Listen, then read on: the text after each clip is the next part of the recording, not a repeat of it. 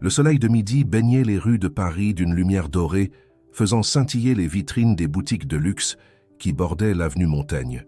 Karim Al-Rachid, propriétaire d'un empire commercial considérable, marchait d'un pas pressé, son téléphone collé à l'oreille.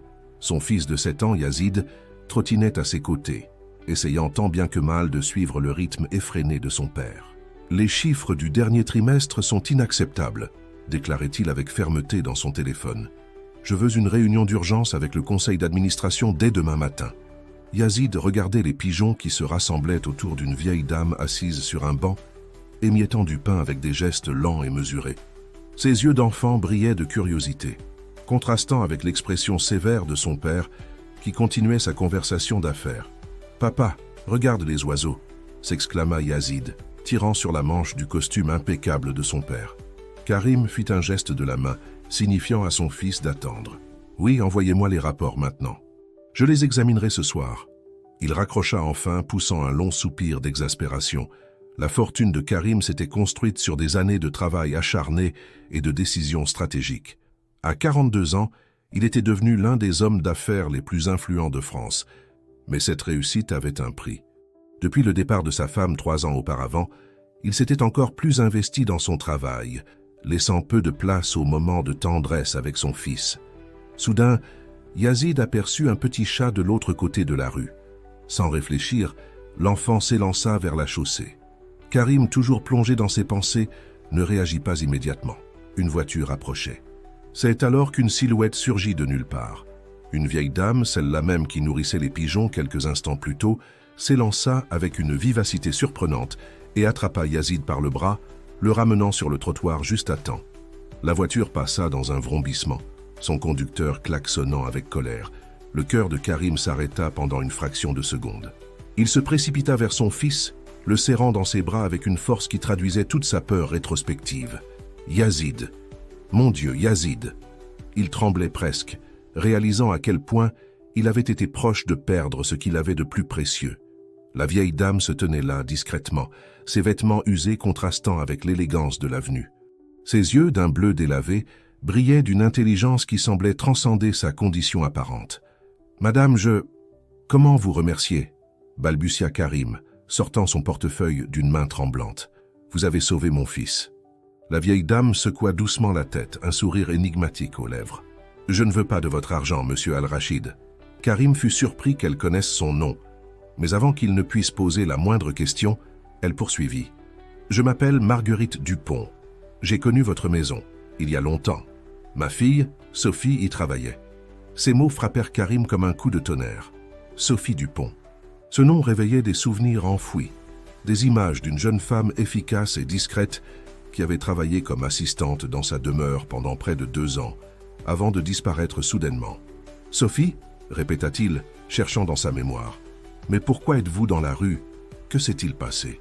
Marguerite caressa doucement la tête de Yazid, qui s'était blotti contre son père. « C'est une longue histoire, monsieur Al-Rachid. Une histoire qui peut-être mérite d'être racontée. Mais pas ici, pas maintenant. » Le vent s'était levé, faisant voleter les cheveux gris de Marguerite. Karim observa cette femme qui venait de sauver son fils. Cette femme qui semblait porter en elle tant de secrets liés à son passé. Pour la première fois depuis des années, il sentit que quelque chose d'important était en train de se produire, quelque chose qui dépassait les chiffres d'affaires et les conseils d'administration. « Alors venez, » dit-il finalement. « Venez chez moi. Nous pourrons parler tranquillement. » Marguerite hocha la tête, ramassa son petit sac usé, seul bagage d'une vie visiblement marquée par les épreuves. Alors qu'il marchait vers la voiture de Karim, garée un peu plus loin, Yazid glissa sa petite main dans celle de la vieille dame, comme s'il avait déjà compris que cette rencontre allait changer leur vie à tous. La demeure des Al-Rachid se dressait majestueusement dans le 16e arrondissement de Paris, alliance parfaite entre l'architecture haussmannienne et le luxe contemporain. Marguerite observait les lieux avec un regard empreint de nostalgie, ses yeux s'attardant sur chaque détail, comme si elle redécouvrait un lieu familier. « Rien n'a changé », murmura-t-elle, passant sa main ridée sur le marbre de l'entrée. Sophie aimait tant cet endroit. Karim conduisit Marguerite et Yazid dans le grand salon. Les immenses fenêtres laissaient entrer la lumière dorée de l'après-midi, illuminant les meubles précieux et les œuvres d'art soigneusement choisies. Maria, la gouvernante actuelle, leur apporta du thé et des pâtisseries, jetant des regards curieux à cette visiteuse inattendue. « Madame Dupont, » commença Karim une fois qu'ils furent installés, « vous disiez que Sophie était votre fille. Elle a travaillé ici pendant presque 2 ans, mais elle est partie ici soudainement. Que s'est-il passé ?» Marguerite porta la tasse de thé à ses lèvres, prenant le temps de savourer la boisson chaude avant de répondre. Yazid s'était assis à ses pieds, fasciné par cette grand-mère improvisée qui dégageait une aura de mystère et de douceur. « Sophie était une jeune femme brillante, » commença Marguerite, sa voix légèrement tremblante. « Elle avait fait des études de gestion et rêvait de travailler dans une grande entreprise. Quand elle a obtenu ce poste chez vous, elle était tellement heureuse. » Karim se souvenait maintenant. Sophie avait été une employée exemplaire, toujours ponctuelle, efficace, discrète. Elle s'occupait principalement de la gestion quotidienne de la maison et l'assistait parfois dans certaines tâches administratives. Un jour, poursuivit Marguerite, elle a découvert quelque chose qui la troublait profondément. Elle prenait des notes, rassemblait des documents. Elle me disait qu'elle ne pouvait pas en parler, mais que c'était important. Le visage de Karim se tendit. « Que voulez-vous dire ?» Elle mentionnait souvent votre cousin, Monsieur Hassan. Elle disait qu'il y avait des irrégularités, des choses qui n'allaient pas dans les comptes du personnel. Hassan. Le nom fit tressaillir Karim. Son cousin était son associé principal, gérant une grande partie des ressources humaines et de la comptabilité de l'entreprise. Ils avaient grandi ensemble et Karim lui faisait une confiance absolue. Sophie a disparu peu après, continua Marguerite. Elle m'a dit qu'elle devait partir, qu'elle avait trouvé un autre travail à l'étranger. Mais quelque chose n'allait pas. Ces lettres sont devenues rares, puis ont cessé complètement. Yazid, sentant la tension monter, se rapprocha de son père. Karim passa machinalement une main dans les cheveux de son fils, son esprit tournant à toute vitesse. « Madame Dupont, où est Sophie maintenant ?» Les yeux de Marguerite se remplirent de larmes. « Elle nous a quittés il y a 2 ans, monsieur Al-Rachid.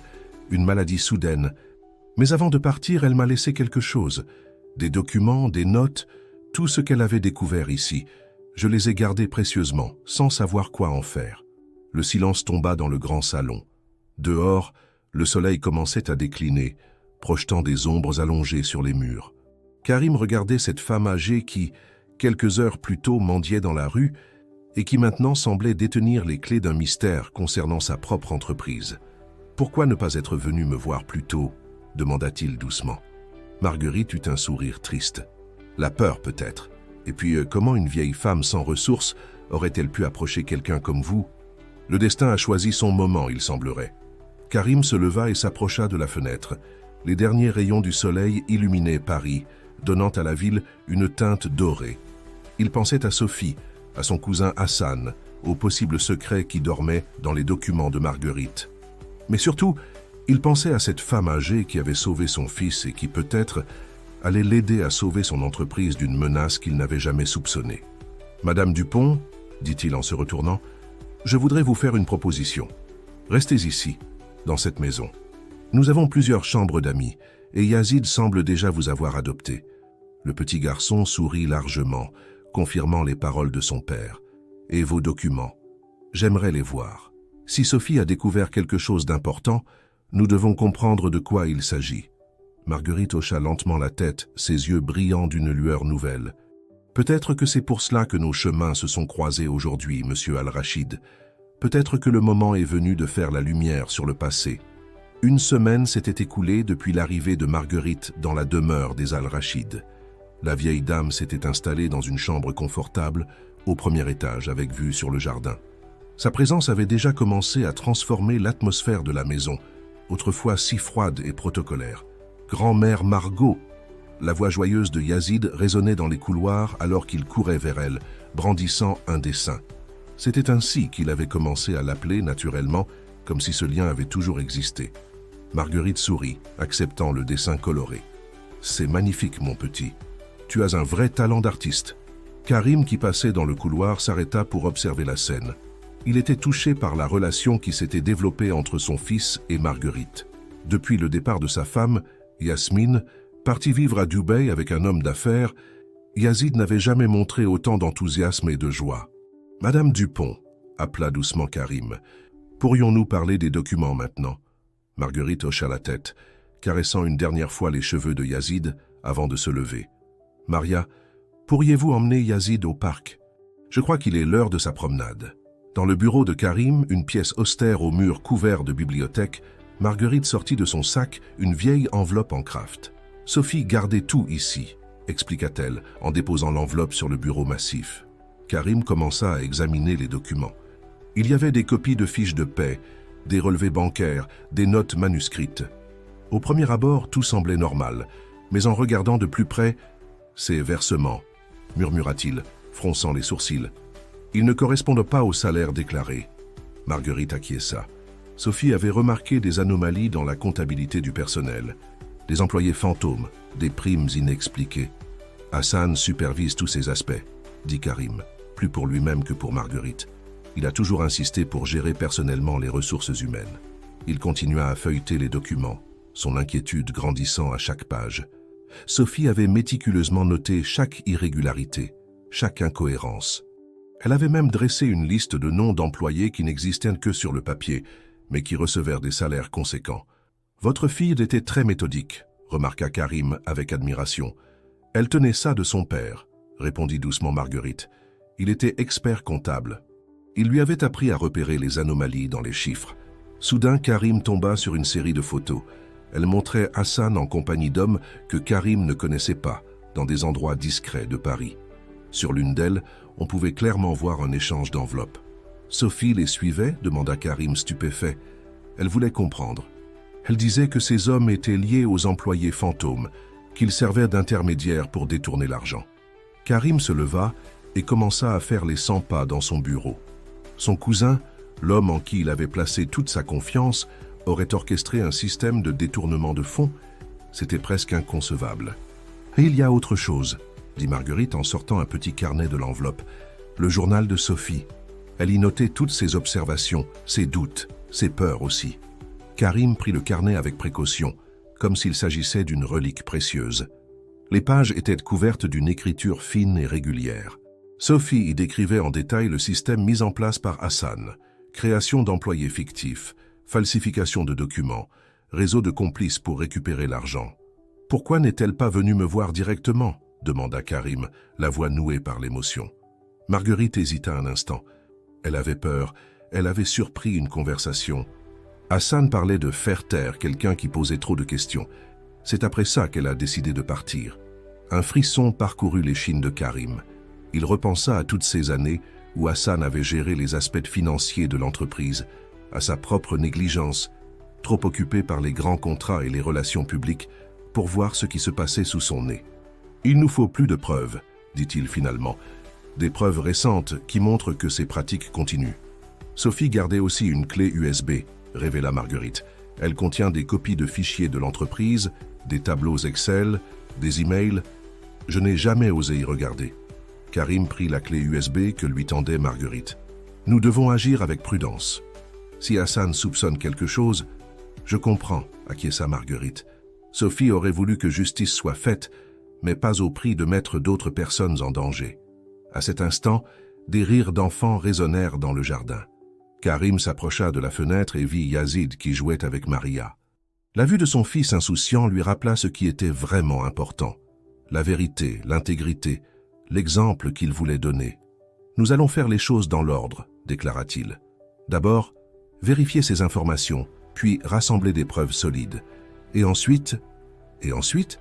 demanda doucement Marguerite. « Ensuite, nous rendrons justice à Sophie. » Le lendemain matin, Karim arriva plus tôt que d'habitude au bureau. L'immeuble était encore silencieux. Seuls quelques employés matinaux étaient au présent. Il s'enferma dans son bureau et commença à examiner minutieusement la clé USB de Sophie. Les fichiers étaient organisés avec une précision chirurgicale. Sophie avait créé des dossiers par date, par type d'irrégularité, par montant détourné. Mais ce qui attira particulièrement l'attention de Karim, c'était un dossier intitulé « Correspondance H ». Monsieur Al-Rachid, la voix d'Hassan le fit sursauter. Son cousin se tenait dans l'encadrement de la porte, un sourire affable aux lèvres. « Vous êtes bien matinal aujourd'hui. » Karim débrancha discrètement la clé USB. En effet, j'avais quelques dossiers à revoir. Hassan s'approcha du bureau, toujours souriant. « J'ai préparé les rapports financiers du trimestre. Les chiffres sont excellents, comme d'habitude. Merci Hassan, je les examinerai plus tard. Karim maintint un ton neutre, mais son esprit bouillonnait. Comment avait-il pu être aveugle pendant si longtemps? Au fait, continua Hassan, j'ai entendu dire que vous aviez une nouvelle résidente chez vous, une certaine Madame Dupont. Le cœur de Karim manqua un battement. Comment Hassan était-il au courant? En effet, répondit-il calmement, elle a sauvé Yazid d'un accident. Je lui ai offert l'hospitalité en remerciement. Comme c'est généreux de votre part. Le sourire d'Hassan s'élargit, mais ses yeux restaient en froid. Ce nom me dit quelque chose. N'avions-nous pas une employée du même nom il y a quelques années? Possible, dit Karim évasivement. Je ne me souviens pas de tous les employés. Hassan hocha la tête et quitta le bureau. Dès qu'il fut parti, Karim sortit son téléphone et composa le numéro de sa maison. Marguerite, c'est Karim. Écoutez-moi attentivement. Ne sortez pas de la maison aujourd'hui. Et gardez Yazid près de vous. De retour à son bureau, il plongea dans l'examen des fichiers de Sophie. Les emails qu'elle avait interceptés étaient accablants. Hassan avait mis en place un système sophistiqué de détournement de fonds, utilisant des sociétés écrans et des complices bien placés. À midi, Karim reçut un appel de son avocat, Maître Laurent. « J'ai examiné les documents que vous m'avez envoyés ce matin, » dit l'avocat. « C'est du solide. Avec ça, nous pouvons agir. Combien de temps pour préparer le dossier? 2 jours, maximum. Mais, monsieur Al-Rachid, si votre cousin a le moindre soupçon... » « Je sais, coupa Karim. Je serai prudent. » L'après-midi se déroula dans une atmosphère tendue. Karim participa à plusieurs réunions, feignant la normalité, mais son esprit était ailleurs. Il pensait à Sophie, à son courage, à sa perspicacité. Il pensait à Marguerite, qui avait gardé ses secrets pendant si longtemps. Et il pensait à Hassan, son propre cousin, qui l'avait trahi. En fin de journée, alors qu'il s'apprêtait à partir, sa secrétaire lui apporta un dossier urgent. « C'est de la part de monsieur Hassan, dit-elle. Il dit que c'est à propos des nouvelles embauches. » Karim ouvrit le dossier et son sang se glaça. C'était une liste d'anciens employés, et le nom de Sophie Dupont était surligné en rouge avec une note manuscrite « Vérification en cours ». Il quitta précipitamment le bureau et conduisit jusqu'à sa maison, son esprit en ébullition. Hassan savait. Il devait savoir, mais comment? Quelqu'un l'avait-il informé de l'arrivée de Marguerite? Lorsqu'il arriva chez lui, il trouva Marguerite dans le salon lisant une histoire à Yazid. La scène était si paisible qu'elle contrastait violemment avec le chaos qui régnait dans son esprit. « Comment s'est passée votre journée ?» demanda Marguerite, percevant son trouble. « Les choses se précipitent, » répondit-il à voix basse. « Hassan sait quelque chose. Il pose des questions sur vous, sur Sophie. » Le visage de Marguerite se tendit légèrement, mais elle garda son calme pour ne pas alerter Yazid. « Que devons-nous faire ? J'ai contacté mon avocat. Le dossier sera prêt dans 2 jours. D'ici là, il hésita, cherchant ses mots. D'ici là, nous devons être très prudents. » Yazid s'était endormi sur les genoux de Marguerite, son livre d'histoire encore ouvert. Karim regarda son fils, puis la vieille dame qui était entrée dans leur vie de façon si inattendue. « Je ne laisserai rien vous arriver, » promit-il, « ni à vous ni à Yazid. Cette fois, nous ferons les choses différemment. » Marguerite hocha la tête, caressant doucement les cheveux de Yazid. « Sophie serait fière de vous, monsieur Al-Rachid. Elle avait toujours dit que vous étiez un homme bien, mais que vous ne voyiez pas ce qui se passait sous vos yeux. »« Elle avait raison, » murmura Karim. « Mais maintenant, je vois très clairement. » Le soleil se levait à peine sur Paris quand Karim entra dans son bureau ce matin-là. Sur son bureau, une enveloppe l'attendait. À l'intérieur, une simple photo. Marguerite assise sur son banc habituel, nourrissant les pigeons datés d'il y a 2 semaines. Au dos, une note manuscrite. Les secrets de famille devraient rester en famille. Karim froissa la photo, la colère montant en lui. Hassan passait à l'offensive, utilisant des méthodes d'intimidation à peine voilées. Il sortit son téléphone pour appeler Maître Laurent. « Les documents seront prêts cet après-midi, » annonça l'avocat. « Mais j'ai découvert autre chose. Les détournements sont plus importants que nous le pensions. Il y a des ramifications internationales. Expliquez-moi. » Hassan a créé tout un réseau de sociétés écrans, principalement à Dubaï et à Singapour. L'argent transite par ces sociétés avant d'être réinvesti dans des projets immobiliers. Karim nota mentalement Dubaï. Était-ce une coïncidence si Yasmine, son ex-femme, s'y était installée? Il chassa cette pensée pour se concentrer sur l'essentiel. À la maison, Marguerite s'était révélée être une présence indispensable. Elle avait transformé l'atmosphère froide de la demeure en un véritable foyer. Ce matin-là, elle préparait des crêpes avec Yazid, leur rire résonnant dans la cuisine. « Grand-mère Margot ?» demanda Yazid en léchant du chocolat sur ses doigts. « Tu resteras toujours avec nous, n'est-ce pas ?» Marguerite échangea un regard avec Maria, la gouvernante, qui était devenue sa confidente. « La vie nous réserve parfois des surprises, mon petit, mais ce qui compte, c'est l'amour que nous partageons. » Le téléphone de la maison sonna. Maria décrocha et son visage se figea. Monsieur Hassan demande à parler à Madame Dupont. Un silence pesant s'abattit sur la cuisine. Marguerite essuya ses mains sur son tablier et prit le combiné avec une dignité tranquille. « Oui, Monsieur Hassan ?» « Madame Dupont. » La voix était mielleuse. « Quelle joie de pouvoir enfin vous parler. Sophie aurait été si heureuse de savoir sa mère si bien installée. Que voulez-vous? Simplement discuter. Du bon vieux temps. Des secrets que nous partageons peut-être. Que diriez-vous d'un café ce midi? Je suis désolé, je dois m'occuper de Yazid. Ah, bien sûr, le petit prince. Un enfant adorable. Ce serait terrible s'il lui arrivait quelque chose, n'est-ce pas? Marguerite serra le combiné si fort que ses jointures blanchirent. Si vous touchez à un seul de ses cheveux... Du calme, chère madame. C'était simplement une observation. Réfléchissez à ma proposition de café. Nous avons tant à nous dire. Quand Karim rentra pour déjeuner, il trouva Marguerite dans le jardin, l'air préoccupé. Elle lui raconta la conversation avec Hassan. « Il ne vous approchera pas, » affirma Karim. « Je vais engager des agents de sécurité supplémentaires. Ce n'est pas pour moi que j'ai peur, » dit doucement Marguerite. « C'est pour Yazid, pour vous. Sophie voulait protéger votre famille, pas la mettre en danger. »« Notre famille, » corrigea Karim. « Vous en faites partie maintenant. » Les yeux de Marguerite se remplirent de larmes. « Vous savez, quand Sophie parlait de vous, elle disait toujours que sous votre apparence stricte se cachait un homme de cœur. Elle avait raison. J'aurais aimé le lui montrer. J'étais trop occupé à l'époque, trop focalisé sur les affaires. Il n'est jamais trop tard pour changer, sourit Marguerite. Regardez comme vous avez changé depuis notre rencontre. Dans l'après-midi, Maître Laurent apporta personnellement le dossier complet. Des centaines de pages de preuves, de témoignages, de relevés bancaires.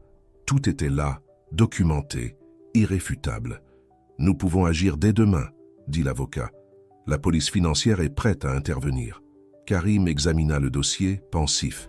Non, pas demain. J'ai une meilleure idée. Le conseil d'administration se réunit après-demain. Ce sera le moment parfait. C'est risqué de attendre, objecta Maître Laurent. Hassan ne se doute pas que nous avons autant d'éléments. Il pense pouvoir nous intimider. Laissons-le croire qu'il a l'avantage. Le soir venu, alors que Yazid dormait paisiblement, Karim et Marguerite prirent le thé dans le salon. Le silence était confortable, comme celui qui existe entre des personnes qui se comprennent profondément. « Sophie serait fière, » dit soudain Marguerite. « Pas seulement parce que vous allez démasquer Hassan, mais parce que vous êtes devenu l'homme qu'elle voyait en vous. » Karim regarda par la fenêtre, où les lumières de Paris scintillaient dans la nuit. « C'est grâce à vous, Marguerite. Vous nous avez rappelé à Yazid et à moi ce qu'est une vraie famille. » La journée précédant le conseil d'administration s'annonçait déterminante. Karim avait minutieusement préparé son intervention, chaque document soigneusement classé, chaque preuve numérotée. Dans son bureau, il répétait mentalement son discours quand sa secrétaire l'interrompit. « Monsieur, votre ex-femme est à l'appareil. » Karim fut surpris. Yasmine ne l'appelait pratiquement jamais, se contentant d'emails formels concernant Yazid. « Passez-la moi. »« Karim ?» La voix de Yasmine semblait tendue. « Il faut que je te parle de quelque chose d'important. C'est à propos d'Hassan. Je t'écoute. Il m'a contacté hier, il m'a raconté des choses. Sur toi, sur une vieille dame qui vivrait chez toi. Il dit que tu es manipulé, que cette femme cherche à s'approprier ta fortune. » Karim serra les poings. « Et tu l'as cru ? Je ne sais pas quoi croire, Karim. Mais il m'a conseillé de demander la garde exclusive de Yazid. Pour le protéger, dit-il. Hassan n'a aucun droit de s'immiscer dans notre vie privée, répondit Karim, maintenant sa voix calme malgré sa colère. Et Marguerite est la personne la plus intègre que j'ai jamais rencontrée. Il y eut un long silence à l'autre bout de la ligne. Tu as changé, Karim, dit finalement Yasmine. Ta voix est différente quand tu parles d'elle. J'ai compris beaucoup de choses ces dernières semaines, sur moi, sur ce qui compte vraiment dans la vie. Hassan m'a aussi parlé d'argent, continua Yasmine, hésitante. Il a dit qu'il pourrait m'aider à obtenir une meilleure pension alimentaire si je l'aidais à... À quoi? À détruire ma réputation? À m'arracher mon fils? La voix de Karim tremblait maintenant d'émotion. Yasmine, tu me connais. Tu sais qui je suis. Un autre silence. Oui, je te connais, dit-elle doucement. Et l'homme que j'entends maintenant ressemble plus à celui que j'ai épousé que celui que j'ai quitté. Après avoir raccroché, Karim resta longtemps pensif. Hassan tentait de l'isoler, d'utiliser tous les leviers possibles. Mais il avait fait une erreur. Il avait sous-estimé les liens qui s'étaient recréés. À la maison, il trouva Marguerite et Yazid dans le jardin. Ils avaient créé un petit potager ensemble et Yazid expliquait fièrement à Maria comment les tomates allaient bientôt pousser. « Papa !» s'écria Yazid en le voyant. « Grand-mère Margot m'a appris à jardiner. » Karim s'accroupit près de son fils. « C'est magnifique, mon grand. Tu deviens un vrai jardinier. »« Comme maman Sophie, » dit Marguerite avec un sourire nostalgique. Elle adorait jardiner. Elle disait que voir pousser les plantes lui rappelait que la patience finit toujours par être récompensée. Le soir, après le dîner, Karim convoqua une petite réunion dans le salon. Maria, Marguerite et même Yazid étaient présents. « Demain sera une journée importante, » commença-t-il. « Je veux que vous sachiez tous que, quoi qu'il arrive, nous sommes une famille. Hassan peut essayer de nous diviser, mais il ne réussira pas. J'ai confiance en vous, » dit simplement Marguerite. Maria hocha la tête. « Nous sommes tous avec vous, monsieur. » Yazid, qui ne comprenait pas tout, mais sentait l'importance du moment, vint se blottir contre son père. « Je t'aime, papa. » Plus tard, alors que la maison dormait, Karim rejoignit Marguerite dans la bibliothèque. Elle tricotait, ses aiguilles cliquetant doucement dans le silence. « J'ai peur, » avoua-t-il. « Pas pour moi, mais pour vous tous. » Marguerite posa son tricot. « La peur est normale, Karim. Elle nous rappelle ce qui est précieux, mais elle ne doit pas nous paralyser. Comment faites-vous pour rester si sereine? J'ai vécu assez longtemps pour savoir que la vérité finit toujours par triompher. » Et puis, elle sourit. « J'ai une confiance absolue en vous. » Sophie avait cette même confiance, murmura Karim. « Je ne l'ai pas comprise à l'époque. Mais vous la comprenez maintenant, et c'est ce qui compte. » Ils restèrent un moment en silence, regardant la nuit parisienne à travers les fenêtres de la bibliothèque. Demain, tout changerait.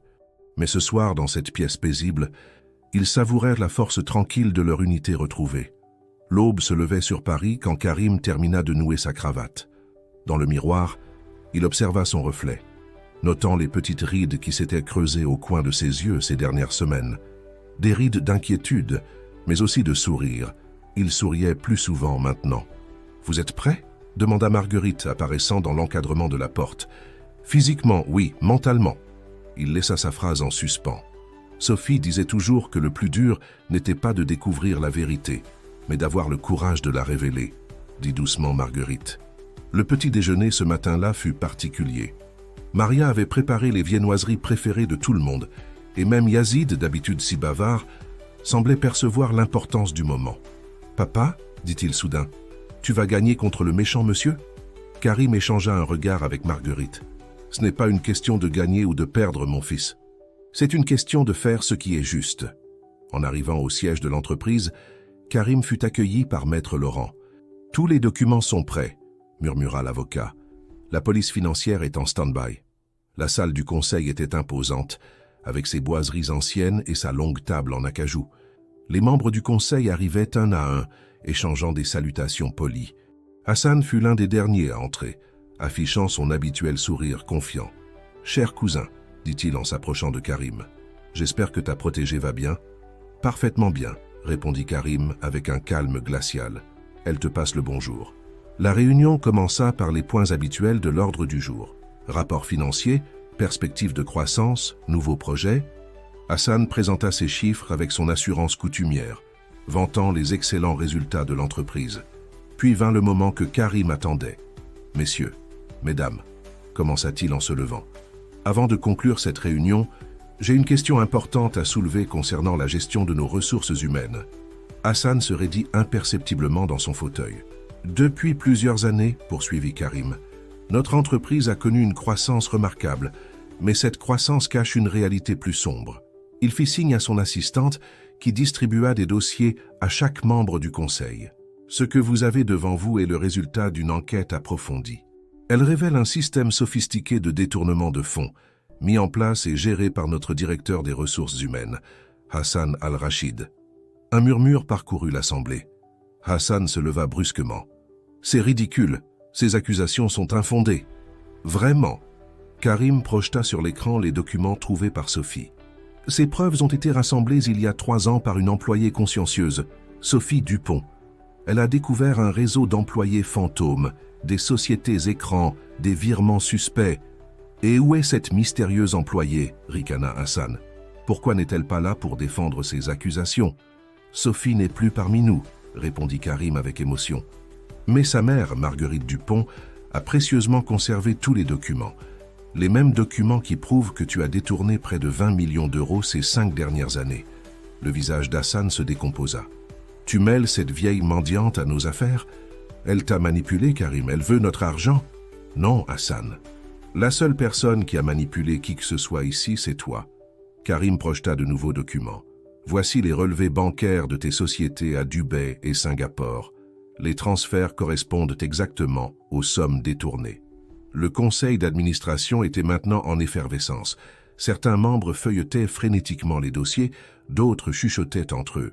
« J'ai aussi découvert autre chose, » continua Karim. « Tu as tenté d'utiliser mon ex-femme contre moi, lui promettant de l'argent en échange de son témoignage. Mais tu as échoué, Hassan.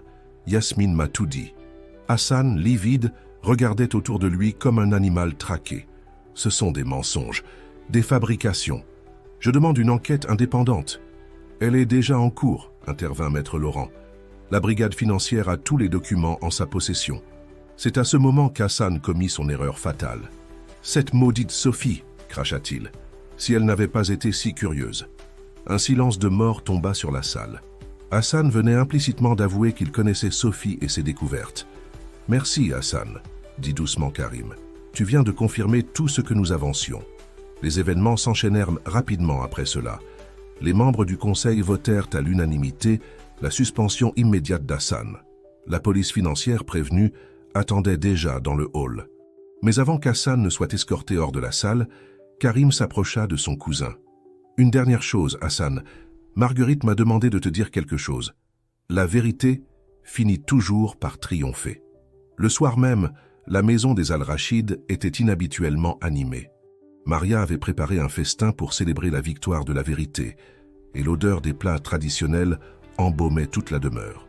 Yazid courait partout, excité par l'atmosphère de fête, pendant que Marguerite le regardait avec tendresse depuis son fauteuil préféré. Karim, qui venait de rentrer, fut immédiatement assailli par son fils. « Papa, grand-mère Margot m'a dit que tu as été très courageux aujourd'hui. » Karim souleva son fils dans ses bras. « Le vrai courage, mon fils, c'est celui de ta grand-mère Margot et celui de Sophie. » Le dîner fut joyeux, mais aussi empreint d'une certaine gravité. Chacun sentait qu'une page importante se tournait. « J'ai reçu un appel de Yasmine, » annonça Karim pendant le repas. « Elle s'excuse pour avoir écouté Hassan. Elle a même suggéré que Yazid passe plus de temps ici, avec nous. Avec vous, Marguerite. » Les yeux de la vieille dame s'embuèrent. Sophie aurait été si heureuse de voir tout ça. « Elle nous voit, » dit doucement Maria. « J'en suis sûr. » Après le dîner, alors que Yazid était couché et que Maria rangeait la cuisine, Karim et Marguerite s'installèrent dans la bibliothèque, comme ils en avaient pris l'habitude. « J'ai quelque chose à vous dire, » commença Karim. « Le conseil d'administration a pris une décision aujourd'hui. Nous allons créer une fondation au nom de Sophie. » Marguerite le regarda avec surprise. « La fondation Sophie Dupont sera dédiée à la lutte contre la corruption et à l'aide aux personnes âgées dans le besoin. Et j'aimerais que vous en soyez la présidente d'honneur. » « Moi ?» Marguerite porta une main à sa poitrine. « Mais je ne sais rien de la gestion d'une fondation. Vous savez l'essentiel.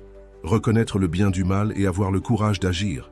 Le reste, nous l'apprendrons ensemble. » Un silence confortable s'installa entre eux, seulement troublé par le crépitement du feu dans la cheminée. « Vous savez, » dit finalement Marguerite, « quand j'ai sauvé Yazid ce jour-là, je ne cherchais pas à changer des vies. Je voulais juste empêcher un enfant d'être blessé. » « C'est souvent ainsi que les plus grands changements commencent, » répondit Karim, « par un simple geste de bonté. Sophie disait toujours que vous aviez un grand cœur, mais que vous l'aviez enfermé derrière des murs de chiffres et de contrats. » Karim sourit. « Ces murs se sont effondrés grâce à vous, Marguerite. Vous nous avez appris, à Yazid et à moi, ce qu'est une vraie famille. Une famille, répéta Marguerite, savourant le mot. C'est étrange comme la vie peut nous surprendre. J'étais seul, sans ressources, et maintenant vous êtes chez vous, compléta Karim. Pour toujours. Dans le jardin, les premières tomates du potager de Yazid commençaient à rougir. La vie continuait, différente, meilleure. Les secrets avaient été révélés. La justice avait triomphé. Mais plus important encore, des liens s'étaient créés, plus forts que n'importe quelle fortune. Maria passa la tête par la porte. « Je fais du thé. Vous en voulez ?»« Avec plaisir, » répondit Marguerite. « Et sortez aussi ces délicieux biscuits que Yazid aime tant. »« Les biscuits de grand-mère, » sourit Maria. Karim regarda par la fenêtre. Paris scintillait dans la nuit, comme un million d'étoiles terrestres. Quelque part, il en était sûr, Sophie souriait aussi. « À Sophie, » dit-il en levant sa tasse de thé. « À Sophie, » répéta Marguerite. « Et à la famille que nous sommes devenus. » 3 mois s'étaient écoulés depuis la confrontation avec Hassan. Le printemps parisien était dans toute sa splendeur et le jardin de la famille Al-Rachid reflétait ce renouveau. Le potager de Yazid prospérait sous les soins attentifs de Marguerite, devenant un symbole vivant de leur nouvelle vie. Ce matin-là, Karim prenait son petit déjeuner dans la véranda, consultant les derniers rapports sur la fondation Sophie Dupont. Les premiers projets commençaient à prendre forme. Les architectes ont envoyé les plans pour la première résidence senior, annonça-t-il à Marguerite qui venait de les rejoindre. Ils ont intégré toutes vos suggestions. C'est merveilleux, répondit-elle en servant le chocolat chaud à Yazid. Sophie aurait adoré l'idée que son nom soit associé à un tel projet. La fondation avait déjà commencé à faire parler d'elle dans les médias. Son approche innovante, combinant aide aux personnes âgées et programmes de transparence en entreprise, attirait l'attention. « Madame, » intervint Maria en entrant dans la véranda, « Madame Yasmine est arrivée. » Yazid se redressa, excité. « Maman » Yasmine apparut élégante comme toujours, mais avec quelque chose de différent dans son regard. Depuis les révélations sur Hassan, elle avait commencé à reconsidérer beaucoup de choses. « Bonjour tout le monde » dit-elle avec un sourire chaleureux. « Marguerite, vos roses sont magnifiques. »« Merci, ma chère. Voulez-vous vous joindre à nous pour le petit déjeuner ?» La scène aurait semblé improbable quelques mois plus tôt. L'ex-femme, la grand-mère adoptive, le père et le fils, tous réunis dans une atmosphère détendue. « J'ai une nouvelle à partager », annonça Yasmine après s'être installée. « J'ai décidé de revenir vivre à Paris. » Yazid laissa échapper un cri de joie. Karim regarda son ex-femme avec surprise. « Dubaï ne me manquera pas, » continua-t-elle. « Et puis la fondation Sophie Dupont m'intéresse. J'aimerais m'impliquer si vous êtes d'accord. » « Bien sûr, » répondit Marguerite. « Plus nous serons nombreux à porter ce projet, mieux ce sera. » Après le petit déjeuner, pendant que Yazid montrait fièrement son potager à sa mère, Karim et Marguerite s'installèrent sur un banc du jardin. « Les choses changent, » observa Karim. « En bien. La vérité a ce pouvoir, » répondit Marguerite. « Elle ne fait pas que révéler les mensonges. Elle ouvre aussi de nouvelles possibilités. » Un jeune stagiaire de l'entreprise approcha, portant une pile de documents. « Monsieur Al-Rachid, les rapports que vous avez demandés sur le nouveau programme de conformité. Depuis le départ d'Hassan, l'entreprise avait mis en place des mesures strictes pour prévenir toute fraude. Chaque employé était maintenant formé à reconnaître et signaler les irrégularités. « Comment s'appelle ce jeune homme ?» demanda Marguerite après son départ. « Thomas. C'est le fils d'une ancienne employée. Je commence à mieux connaître mes employés maintenant. Sophie serait fière, » dit doucement Marguerite. Elle disait toujours que derrière chaque numéro de badge se cachait une histoire. L'après-midi, une réunion importante était prévue au siège de la Fondation. Dans la voiture qui les y conduisait, Marguerite regardait Paris défiler par la fenêtre. « Je me souviens encore du jour où je nourrissais les pigeons sur ce banc, » murmura-t-elle. « Qui aurait cru que la vie me réserverait encore tant de surprises ?» La Fondation occupait un bel hôtel particulier dans le Marais. Une photo de Sophie trônait dans le hall d'entrée, son sourire bienveillant accueillant les visiteurs. La réunion portait sur le lancement d'un nouveau programme, des ateliers intergénérationnels où des retraités partageraient leur expérience avec de jeunes professionnels. L'idée, expliquait Marguerite aux membres du conseil, est de créer des ponts entre les générations. La sagesse des aînés combinée à l'énergie de la jeunesse. Karim observait avec fierté cette femme qui, quelques mois plus tôt, dormait dans la rue.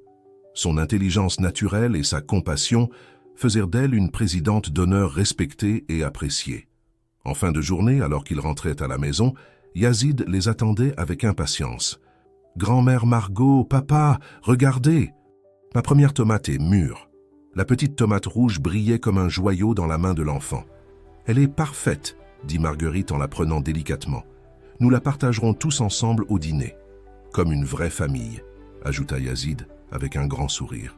Karim sentit son cœur se gonfler de bonheur. Oui, une vraie famille. Différente, inattendue, mais plus authentique que tout ce qu'il avait connu auparavant. L'automne était arrivé à Paris, teintant les arbres des Tuileries de rouge et d'or. Dans les bureaux de la Fondation Sophie Dupont, l'effervescence régnait. Le premier anniversaire de sa création approchait, et avec lui l'inauguration de la première résidence senior. « Les derniers détails sont en place », annonça Yasmine, qui avait pris en charge la coordination de l'événement. « La résidence pourra accueillir 50 personnes dès le mois prochain. » Marguerite, assise dans son fauteuil de présidente d'honneur, hochait la tête avec satisfaction. Son bureau était devenu un lieu chaleureux décoré de photos de famille et de dessins de Yazid. « Sophie aurait adoré voir ça », dit-elle en caressant le cadre photo sur son bureau. « Une résidence où les personnes âgées ne sont pas juste logées, mais valorisées, impliquées dans la communauté. » Karim entra dans le bureau, portant une pile de dossiers. Les demandes d'admission affluent, et pas seulement de Paris. Des gens de toute la France sont intéressés par notre concept. Le concept en question était innovant. La résidence n'était pas qu'un simple lieu de vie pour personnes âgées. Elle incluait un centre de formation où les résidents partageaient leur expertise professionnelle avec des jeunes, un jardin communautaire inspiré de celui de Yazid et des espaces de rencontres intergénérationnelles. « Au fait, » dit Yasmine en consultant son téléphone, « l'école de Yazid a accepté notre proposition.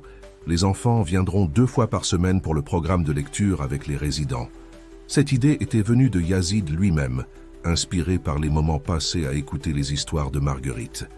En fin d'après-midi, toute la famille se retrouva dans le jardin de la maison Al-Rachid. Le potager de Yazid s'était transformé en un véritable petit paradis, et l'enfant expliquait fièrement à ses 2 mamans, Yasmine et Marguerite, comment il comptait l'agrandir. « Et ici, disait-il en pointant un coin ensoleillé, je veux planter des fraises pour le printemps prochain. » Maria sortit avec un plateau de thé et de pâtisserie. Elle aussi avait trouvé sa place dans cette famille recomposée, devenant une confidente précieuse pour tous. « J'ai reçu des nouvelles d'Hassan », dit soudain Karim. Tout le monde se figea. Il a plaidé coupable. Une partie de l'argent détourné a été récupérée. « Qu'allez-vous en faire » demanda Yasmine. « L'intégralité ira à la fondation », répondit Karim. « C'est ce que Sophie aurait voulu. » Marguerite sourit, émue. La vie a une façon étrange de remettre les choses en place, n'est-ce pas? Grand-mère Margot, intervint Yazid, tu nous racontes encore l'histoire de comment tu as sauvé papa et moi? C'était devenu une sorte de tradition familiale. L'histoire de leur rencontre, de la transformation qu'elle avait déclenchée, était devenue leur conte préféré. Eh bien, commença Marguerite en installant confortablement Yazid sur ses genoux, c'était un jour comme les autres. Je nourrissais mes pigeons sur mon banc habituel. Pendant qu'elle racontait, Karim observait sa famille. Yasmine qui avait retrouvé une place naturelle parmi eux. Maria qui ajoutait ses propres commentaires à l'histoire. Et Marguerite, cette femme extraordinaire qui avait tout changé. L'entreprise aussi avait changé. Les nouveaux programmes de conformité étaient devenus un modèle du genre et d'autres sociétés s'en inspiraient. La transparence et l'éthique n'étaient plus de simples mots, mais des valeurs vécues au quotidien. Et c'est ainsi, concluait Marguerite, que nous sommes devenus une famille. La plus belle des familles, ajouta Yazid en serrant la main de sa grand-mère. Le soleil se couchait sur Paris, dorant les toits d'ardoise. Dans le jardin des Al-Rachid, une famille pas comme les autres savourait ces moments de bonheur simple. Une famille née non pas du sang, mais du cœur, de la vérité et du courage. « Ah, Sophie !» dit doucement Karim en levant sa tasse de thé. « Ah, Sophie !» répétèrent-ils tous en chœur. Et quelque part, dans le bruissement des feuilles d'automne, on aurait pu croire entendre un écho de son rire. 1 an jour pour jour après l'inauguration de la première résidence, la Fondation Sophie Dupont s'apprêtait à célébrer un événement spécial. Le jardin de la résidence, inspiré du potager de Yazid, était en pleine floraison. et les résidents s'affairaient aux derniers préparatifs. « Tout doit être parfait », insistait Marguerite, ajustant un bouquet de fleurs sur une table. « C'est un grand jour. » La Fondation allait recevoir un prix prestigieux pour son action sociale innovante. Mais plus important encore, c'était l'anniversaire de la rencontre qui avait tout changé, ce jour où une vieille dame avait sauvé un petit garçon sur une avenue parisienne. Yazid, maintenant âgé de 8 ans, guidait fièrement les visiteurs dans le jardin communautaire. Ici, c'est le coin des herbes aromatiques. Grand-mère Margot dit que chaque plante a une histoire à raconter. La résidence était devenue un modèle du genre. Les résidents, loin d'être de simples pensionnaires, étaient devenus des mentors, des conteurs, des jardiniers. Chacun avait trouvé une nouvelle raison d'être. « Regardez qui arrive !» s'exclama Maria, pointant vers l'entrée du jardin. Un groupe d'enfants de l'école de Yazid entrait, accompagnés de leurs professeurs. Ils venaient régulièrement pour le programme de lecture intergénérationnel, mais aujourd'hui était spécial. « Nous avons une surprise », annonça une petite fille en s'avançant. « Nous avons écrit un livre. » Le livre, illustré par les enfants, racontait l'histoire de Marguerite et de la famille Al-Rachid. « La grand-mère aux pigeons » l'avait-il intitulé. Karim, qui observait la scène, sentit son cœur se serrer d'émotion. Il repensa à l'homme qu'il était avant, obsédé par les chiffres et les contrats, incapable de voir la richesse des relations humaines. Yasmine s'approcha de lui, tenant un dossier. « Le nouveau programme de mentorat est prêt à être lancé dans 10 autres villes, » annonça-t-elle. La demande est énorme. Depuis son retour à Paris, Yasmine s'était investie corps et âme dans la fondation, trouvant un nouveau sens à sa vie. Sa relation avec Marguerite s'était transformée en une amitié profonde et sincère. « Papa !» appela Yazid. « Viens voir. Monsieur Jean a fabriqué une nouvelle serre pour nos tomates. » Monsieur Jean, un ancien ingénieur de 78 ans, était l'un des premiers résidents. Il avait pris Yazid sous son aile, lui transmettant sa passion pour le jardinage et les sciences. « C'est un système d'irrigation automatique », expliquait-il avec fierté, inspiré par les idées de ce jeune génie. L'après-midi avançait doucement. Les résidents et les enfants partageaient des histoires, des rires, des moments de complicité. La barrière des générations s'effaçait naturellement. Dans un coin tranquille du jardin, Marguerite s'était assise sur un banc, celui-là même qui avait été installé en mémoire de Sophie. « Je vous dérange ?» demanda Karim en s'approchant. « Jamais, sourit-elle. Je pensais à Sophie. Elle aurait aimé voir tout ça. Elle le voit, dit doucement Karim, à travers chaque personne que nous aidons, chaque vie que nous touchons. » Marguerite sortit de son sac un vieux carnet. « J'ai retrouvé ça récemment. C'est le journal personnel de Sophie. Il y a une page que je voudrais vous lire. » Elle ouvrit le carnet avec précaution et commença à lire. « Aujourd'hui, j'ai vu quelque chose dans les yeux de Monsieur Al-Rachid, un éclair d'humanité derrière le masque du businessman. Je suis sûr qu'un jour, quelqu'un ou quelque chose le réveillera, lui fera voir ce qui compte vraiment dans la vie. J'espère être là pour le voir. » Karim resta silencieux un moment, ému. Elle me connaissait mieux que je ne me connaissais moi-même. « Les personnes comme Sophie ont ce don, » dit Marguerite. « Elles voient le meilleur en chacun, même quand ce meilleur est profondément enfoui. » Un éclat de rire attira leur attention. Yazid montrait à un groupe de résidents comment repiquer des plants de lavande. Ses petites mains couvertes de terre, son visage rayonnant de joie. « Voilà le véritable héritage de Sophie, » murmura Marguerite. « Pas seulement la fondation ou les résidences, mais ces moments de partage, ces liens qui se tissent. » Le soleil commençait à décliner, baignant le jardin d'une lumière dorée. Les pigeons, fidèles compagnons de Marguerite, vinrent se poser près du banc comme pour compléter ce tableau de paix et d'harmonie. Le grand salon de la maison Al-Rachid était en effervescence. Des guirlandes colorées pendaient aux murs, des ballons flottaient au plafond, et une grande banderole proclamait « Joyeux anniversaire Marguerite, 75 ans ». « Tout est prêt ?» demanda Karim à Maria qui mettait la dernière touche au buffet. « Parfait », répondit-elle avec un clin d'œil. « Yazid est parti avec Yasmine pour la distraire pendant que nous terminons les préparatifs. » La surprise avait été minutieusement orchestrée. Toute la famille, les résidents de la fondation, les employés, tous s'étaient mobilisés pour célébrer celle qui avait changé leur vie. « Les invités commencent à arriver », annonça discrètement Thomas, le jeune stagiaire devenu assistant de direction. Un à un, ils entrèrent silencieusement dans le salon. Les résidents de la fondation, les enfants du programme de lecture, les employés de l'entreprise. Même quelques pigeons s'étaient posés sur le rebord des fenêtres, comme pour participer à la fête. « Ils arrivent !» chuchota Maria qui guettait par la fenêtre. Yazid ouvrit la porte, tenant la main de Marguerite. « Grand-mère Margot, je veux te montrer quelque chose dans le salon. »« Surprise !» Le visage de Marguerite s'illumina de joie et d'émotion. « Oh, mes enfants !»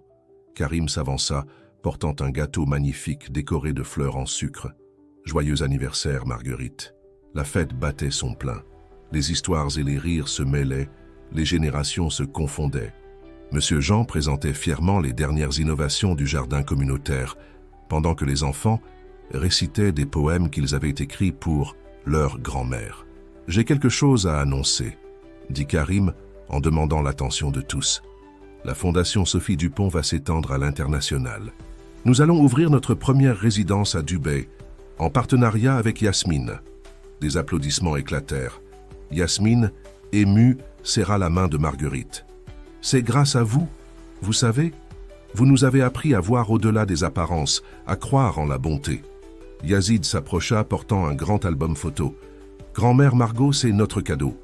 Nous avons tous participé. » L'album retraçait l'histoire de ces 2 dernières années, la rencontre providentielle, la création de la fondation, les moments de joie partagés.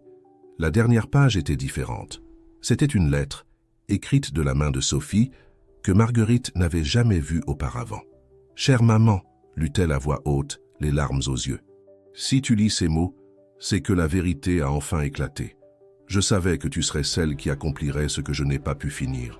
Tu as toujours eu cette force en toi, cette capacité à voir le bien même dans les moments les plus sombres. Je pars en sachant que tu continueras à illuminer la vie des autres, comme tu as illuminé la mienne. » Un silence ému envahit la pièce. Karim posa doucement sa main sur l'épaule de Marguerite. « Sophie avait raison, dit-il.